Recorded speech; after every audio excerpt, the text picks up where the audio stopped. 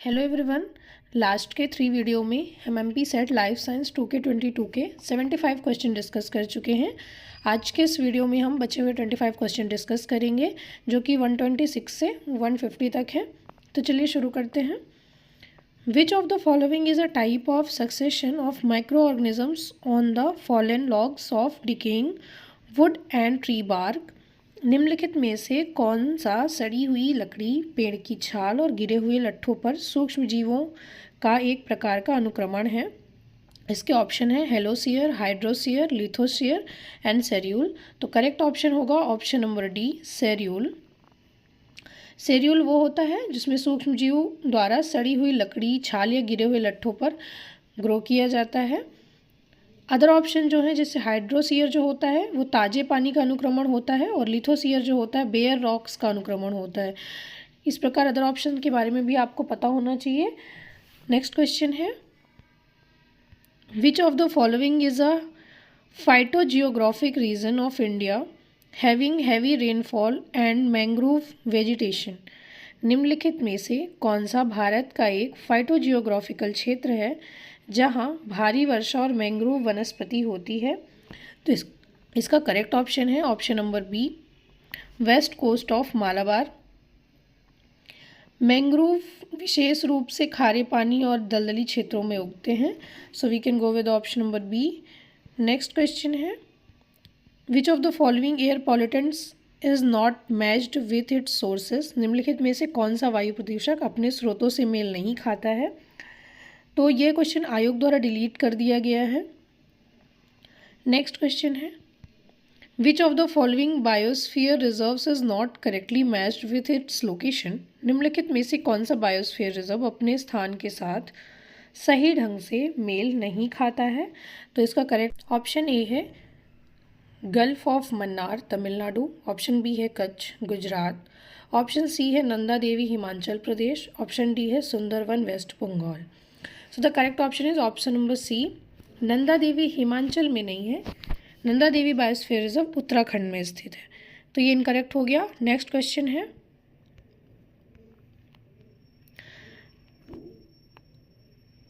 Which modern mammal is related to Pakicetus a 4-footed extinct mammal. एक चौपाया विलुप्त स्तनधारी पेकिसिटस किस आधुनिक स्तनधारी से संबंधित है? ऑप्शन है हॉर्स, एलिफेंट, लॉयन, वेल। तो इसका जो करेक्ट ऑप्शन है वो ऑप्शन नंबर डी है, वेल। पेकिसिटस एक विलुप्त 4 पैरों वाला मैमल्स है। इसकी जो संरचना है जैसे कान की हड्डियाँ ये वेल से मिलती हैं। So we can go with option number D. Next question है, which of the following is suggested as the first genetic material. निम्नलिखित में से किसे पहला आनुवांशिक पदार्थ माना गया है? इसके जो ऑप्शंस हैं वो हैं option A deoxyribonucleic acid, option B है राइबोन्यूक्लिक एसिड, ऑप्शन सी है peptide nucleic acid, option D है कॉम्प्लीमेंट्री डीऑक्सी राइबोन्यूक्लिक एसिड। तो इसका जो करेक्ट ऑप्शन आयोग ने दिया हुआ है वो ऑप्शन सी है peptide nucleic acid, PNA। So we can go with option number C. Next question है, rates of evolution are expressed in. क्रमागत विकास की दरें व्यक्त होती हैं। ऑप्शन ए है स्वेडबर्ग यूनिट्स, ऑप्शन बी है हाल्डेन यूनिट्स, ऑप्शन सी है ओपेरिन यूनिट्स, ऑप्शन डी है टाइम यूनिट्स। तो इसका करेक्ट ऑप्शन है option number B, Haldane units. Haldane units यह वह इकाई है जो पीढ़ी दर पीढ़ी होने वाले स्टैंडर्ड डेविएशन के रूप में परिवर्तन की दर को व्यक्त करती है। So we can go with option number B. Next question है, स्वेडबर्ग यूनिट के बारे में भी आप लोगों को पता होगा। The neutral theory of evolution is proposed by. क्रमागत विकास का तटस्थ सिद्धांत प्रतिपादित किया है। इसका करेक्ट ऑप्शन है option number B, Motoo Kimura. ये थ्योरी यह बताती है कि आणविक स्तर पर होने वाले अधिकांश विकासवादी परिवर्तन और प्रजातियों के भीतर अधिकांश भिन्नताएं नेचुरल सिलेक्शन के कारण नहीं बल्कि न्यूट्रल म्यूटेशन के जेनेटिक ड्रिफ्ट के कारण होती हैं। So we can go with option number B. Next question है, the branch of science that deals with migration and other periodic phenomena occur in mammals life is known as. विज्ञान की वह शाखा जो जंतुओं के जीवन में प्रवास तथा अन्य आवधिक घटनाओं से संबंधित है कहलाती है। ऑप्शन ए है क्रोनोबायोलॉजी, ऑप्शन बी है एथोलॉजी, ऑप्शन सी है फिनोलॉजी, ऑप्शन डी है जू सिमियोटिक्स। इसका जो करेक्ट ऑप्शन है वो ऑप्शन नंबर सी होगा, फिनोलॉजी। नेक्स्ट क्वेश्चन है सोशल ग्रूमिंग और allogrooming is an important gesture of. सामाजिक ग्रूमिंग अथवा एलो ग्रूमिंग एक महत्वपूर्ण गेस्चर है। इसके ऑप्शंस हैं, ऑप्शन ए है श्रिम्प सोसाइटी, ऑप्शन बी है प्राइमेट सोसाइटी, ऑप्शन सी है लायंस प्राइड, ऑप्शन डी है नेकेड मोल रैट्स कॉलोनी। तो इसका करेक्ट ऑप्शन है option number B, primate society. Social grooming एक ऐसी प्रक्रिया है जिसमें एक जीव दूसरे जीव के शरीर की सफाई करता है या बालों को संवारता है। ये जनरली प्राइमेट्स में देखा जाता है, जैसे बंदर, चिंपैंजी और गोरिल्ला में। So we can go with option number B. Next question है चिंक या सी अलार्म कॉल है। Chink and see are the alarm calls of. जंतु जगत में कम्युनिकेशन के लिए अलग अलग आवाज़ें निकाली जाती हैं जो खतरों की सूचना देने वाले इन आवाज़ों को अलार्म कॉल कहते हैं। इनके जो ऑप्शंस हैं वो हैं स्टारलिंग्स, हेरिंगल्स, माउंटेन चिकाडीज, चैफिन्स। तो इसके करेक्ट ऑप्शन है option number D, chaffinches. Next question है Nobel Prize 2020 in Chemistry for the discovery of CRISPR-Cas9 was awarded to। रसायन विज्ञान के क्षेत्र में CRISPR-Cas9 की खोज के लिए नोबेल पुरस्कार पाने वाले हैं। इसका करेक्ट ऑप्शन है ऑप्शन नंबर ए, इमानुएले कार्पेंटियर और Jennifer डोउडेना।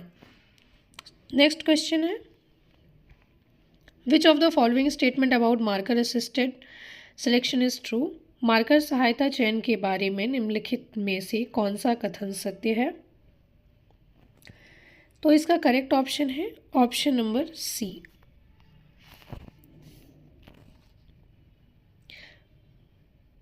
Marker assisted selection accelerates breeding process by direct manipulating an organism's DNA।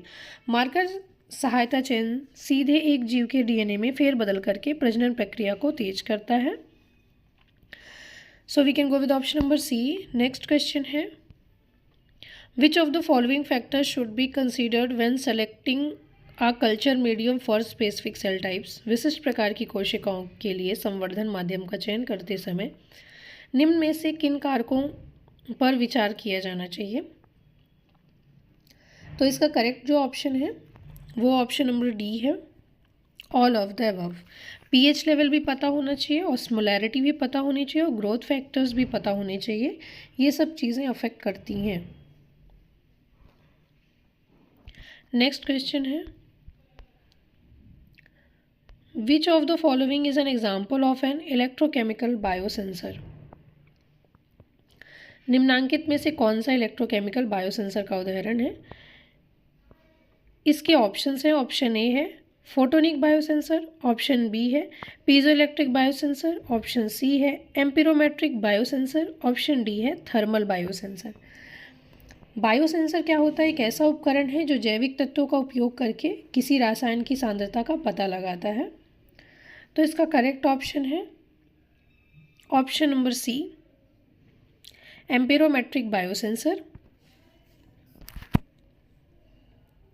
एम्पिरोमेट्रिक biosensor electrochemical biosensor का प्रमुख उदाहरण है। यह एक निश्चित वोल्टेज पर रासायनिक प्रतिक्रिया के दौरान उत्पन्न होने वाली विद्युत धारा को मापता है।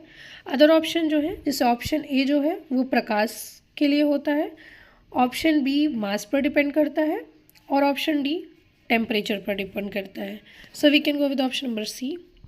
नेक्स्ट क्वेश्चन है hydrated synthetic seed is produced by encapsulating somatic embryo with. दैहिक भ्रूण को फिल इन द ब्लैंक से इनकैप्सुलेटेड करके हाइड्रेटेड संश्लेषित बीज का उत्पादन किया जाता है। ऑप्शन है, option A sodium chloride, option B calcium alginate, option C sodium acetate, option D calcium nitrate.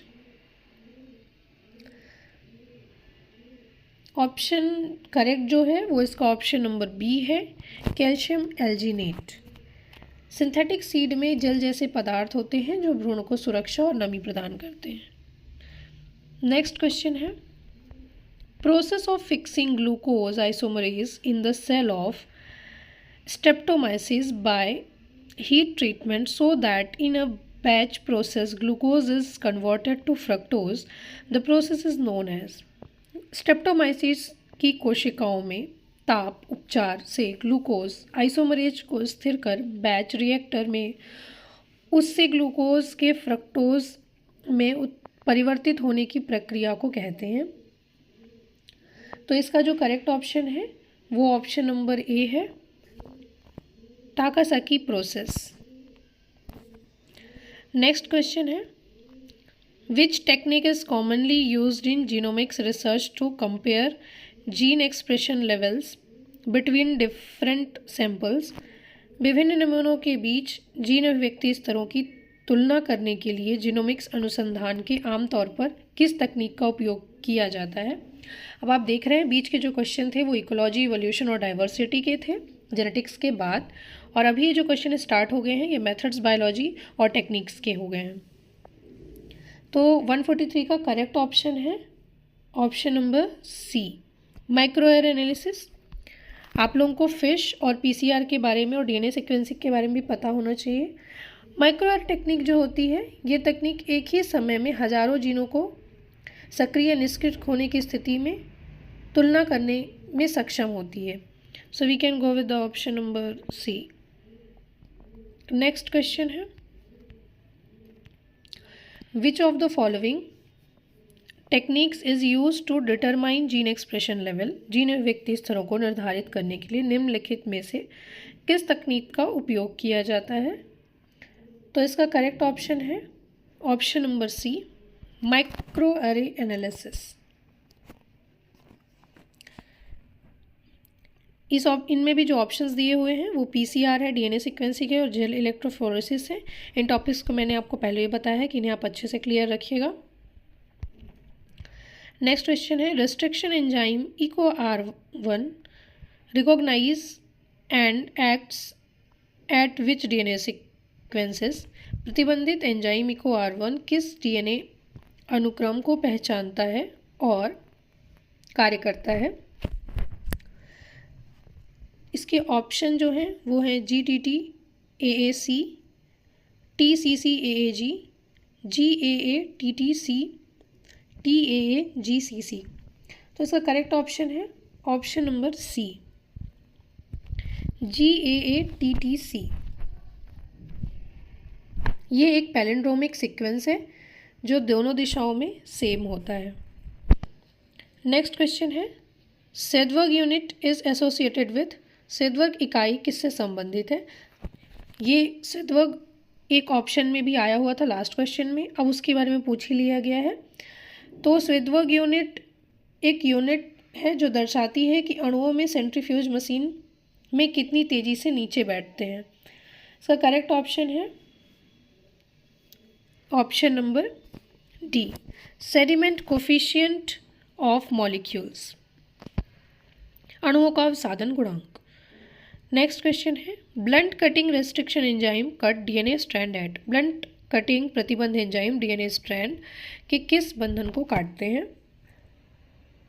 तो इसका करेक्ट ऑप्शन है option number B, phosphodiester bond. जब एक रेस्ट्रिक्शन एंजाइम डीएनए स्ट्रैंड को सीधे बीच से कट करता है तो उसे ब्लंट कट कहते हैं। जब कोई एंजाइम डीएनए को काटता है तो वह वास्तव में इसी फॉस्फोडाइस्टर बॉन्ड को तोड़ता है। So we can go with the option number B. Next question है, which is the proper order of steps in northern hybridisation.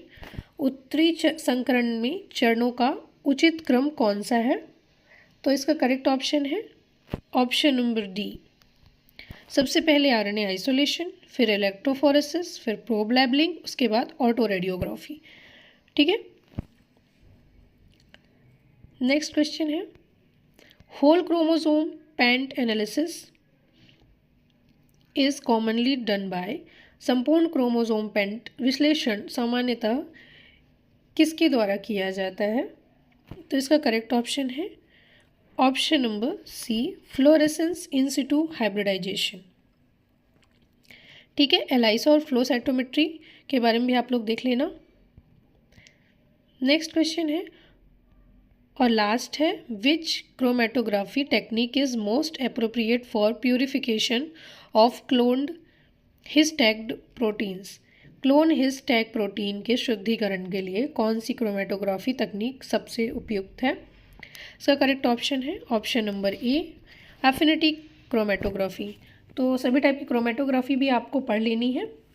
इस तरह आपने देखा हमने पूरे 100 क्वेश्चन डिस्कस किए। इनमें से कुछ क्वेश्चंस आयोग ने डिलीट भी किए हुए हैं, वो मैंने आपको बता दिया है।